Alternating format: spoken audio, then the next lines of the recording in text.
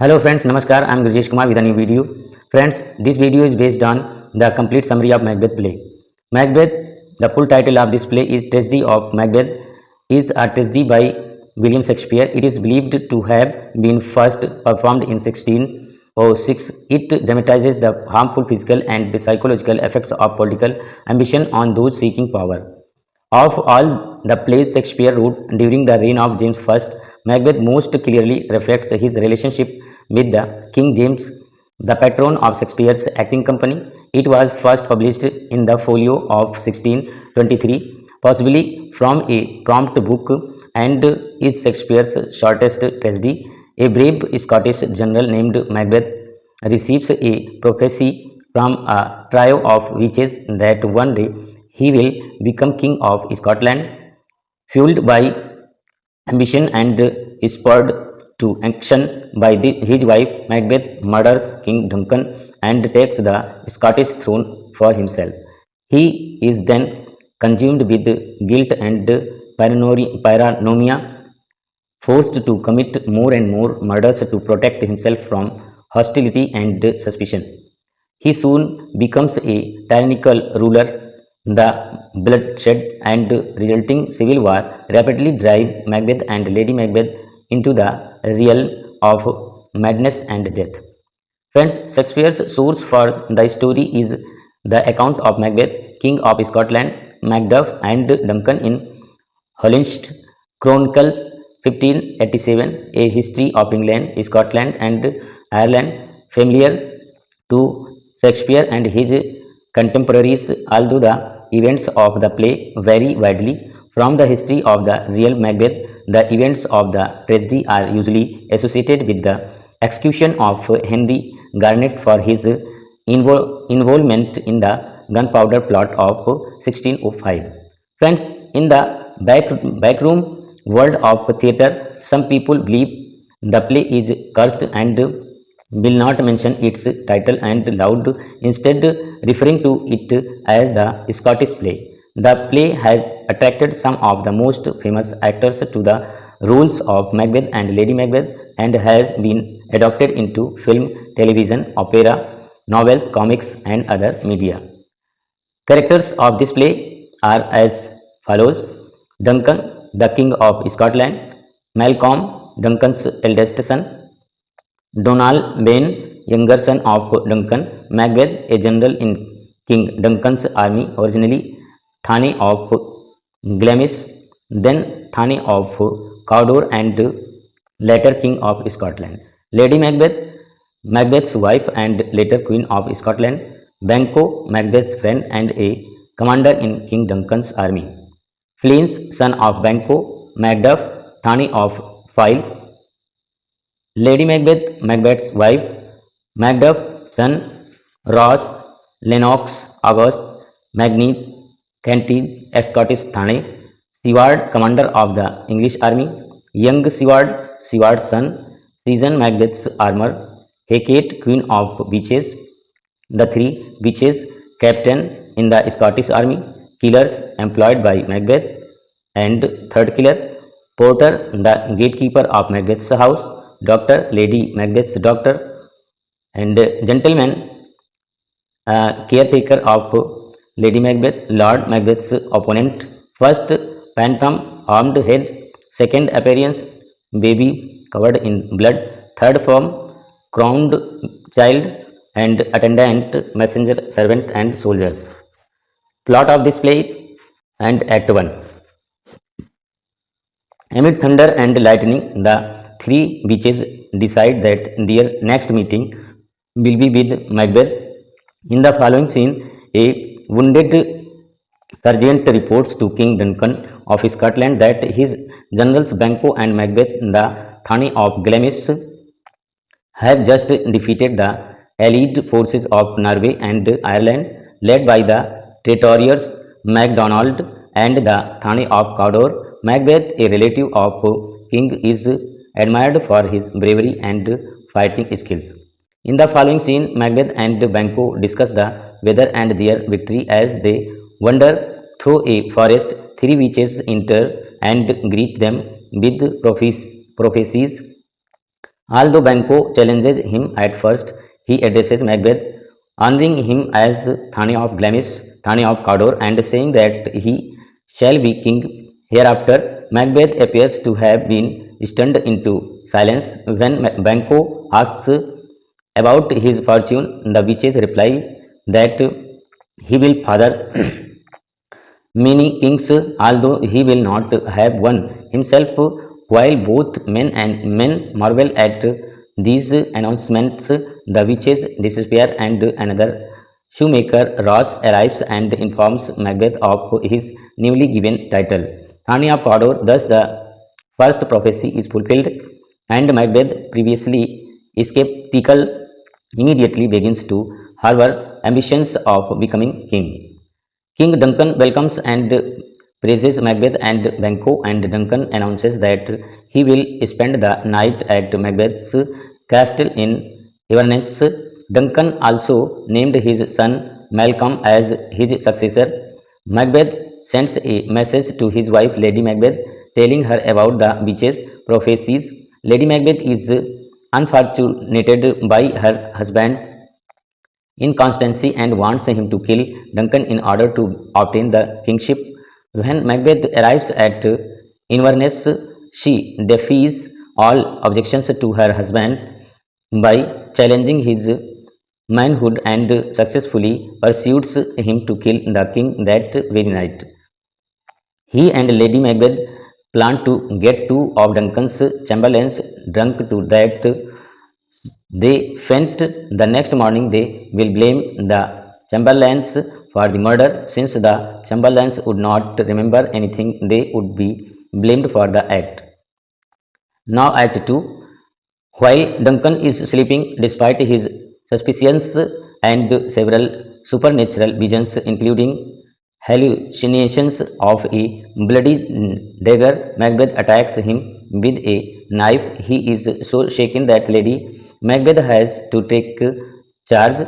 According to his plan, he prepared the murder by placing bloody daggers on Duncan's sleeping servants. The next morning, Lennox, a Scottish nobleman, and Macduff, the loyal Thane of Fife, arrive. A porter opens the gate and Macbeth leads them to the king's chamber, where Macduff finds Duncan's body. Macbeth murders the guards to prevent them from claiming his innocence, but claims he did not show out anger at their misdeeds. Duncan's son Malcolm and Donalbain fled to England and Ireland respectively, fearing that whoever killed Duncan wanted them dead as well. The flight of rightful heirs makes them suspicious, and Macbeth takes the throne as the new king of Scotland as a relative of dead king. Banquo reveals this to the audience, and becoming suspicious of the new king Macbeth, he remembers the witch's prophecy about how his own descendants would inherit the throne. This makes him suspicious of Macbeth. Now, Act 3.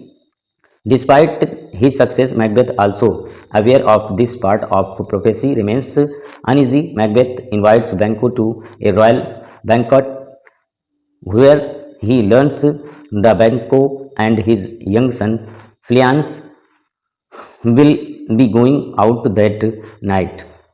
Fearing Banquo's suspicious, Macbeth arranges for him to be assassinated, hiring two men to kill them, later sending a third assassin, presumably to ensure that the task is accomplished. The assassins succeed in killing Banquo, but Flynn escapes. Macbeth is enraged.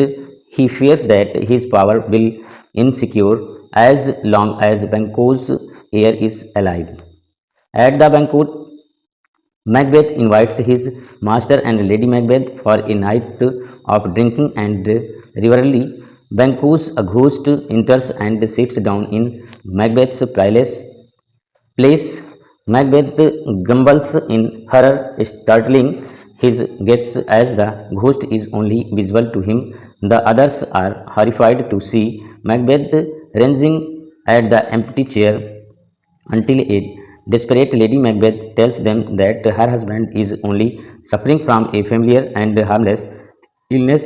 The ghost departs and returns once more, causing the same riotous anger and fear in Macbeth. This time, Lady Macbeth asks the visitors to leave, and then they do. Finally, Hecate scolds the three weird sisters for helping Macbeth, especially without consulting her. Hecate instructs the witches to give Macbeth false protection. Note that some scholars believe that the Hecate scene was a later addition. Now, Act 4. Macbeth, upset once again, visits the three witches and asks them to tell him the truth of their prophecies. To answer his question, they summon terrifying ghosts, each of whom offers prophecies and further prophecies to allay Macbeth's fear.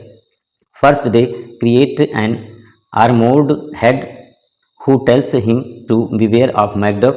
Second, a bloodied child tells him that no one born of woman will be able to harm him.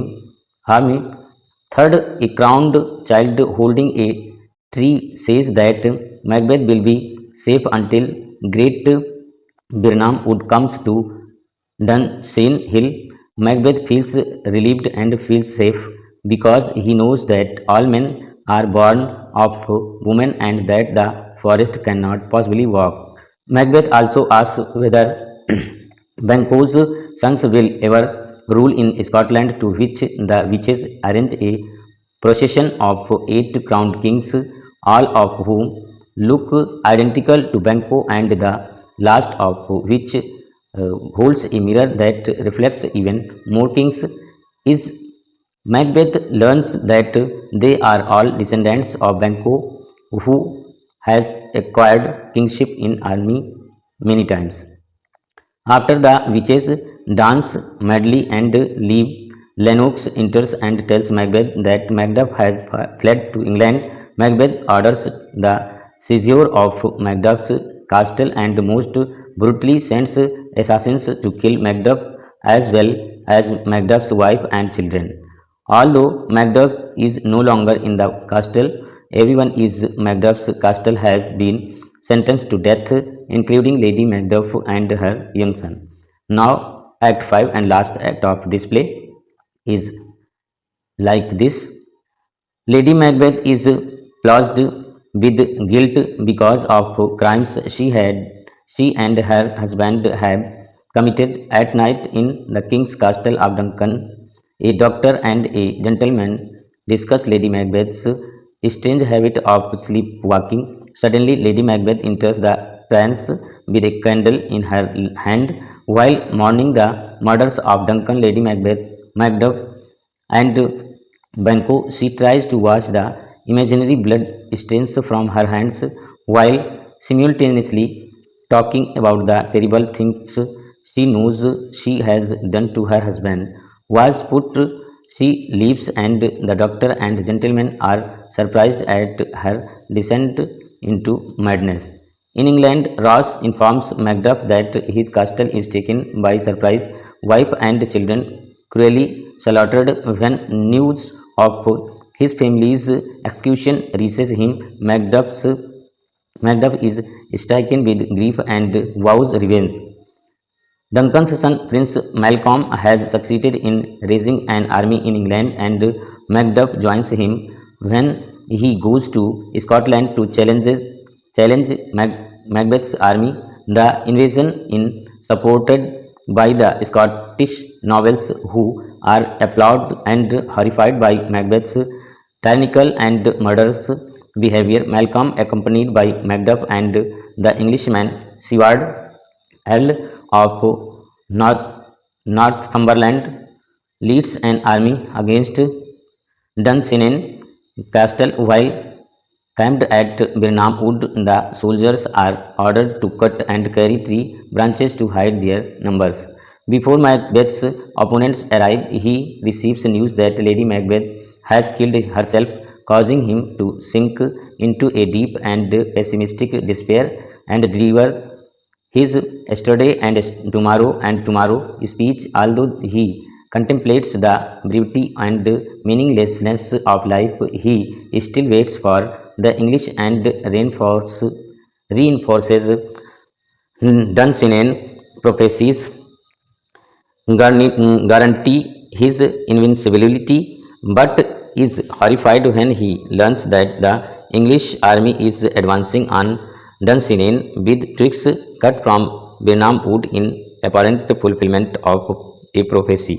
A battle ends in the confrontation of Macduff and Macbeth, who kills young Seward in battle. The English army captured his army and palace. Macbeth claims that he has no reason for fear Macduff, as he cannot be killed by any man born of woman. Macduff declares that he is from his mother's womb, untimely rending, that is born by caesarean section and not by natural birth, and not born of woman, which fulfills the second prediction. Macbeth realizes too late that he had misinterpreted the witch's word. However, he realizes that he is doomed, and despite Macduff urging him to yield, he is unwilling to surrender and continues to fight. Macduff kills him and beheads him, thus fulfilling the rest of the prophecy. Macduff brings Macbeth's head on stage, and Malcolm discusses how order has been restored. However, his final reference to Lady Macbeth reveals that it was thought with self and violent hands took her life. Malcolm, now King of Scotland, announces his benevolent intentions for the country and invites everyone to see him crowned at Scone. Although Malcolm, not Fleance, is placed on the throne, the audience of Shakespeare's time knew the witch's prophecy about Banquo, "Thou shalt have the king," to be true. James VI of Scotland, later also James I, England, was allegedly a descendant of Banquo. Friends, in this way, this tragic drama is ended. Thank you for watching.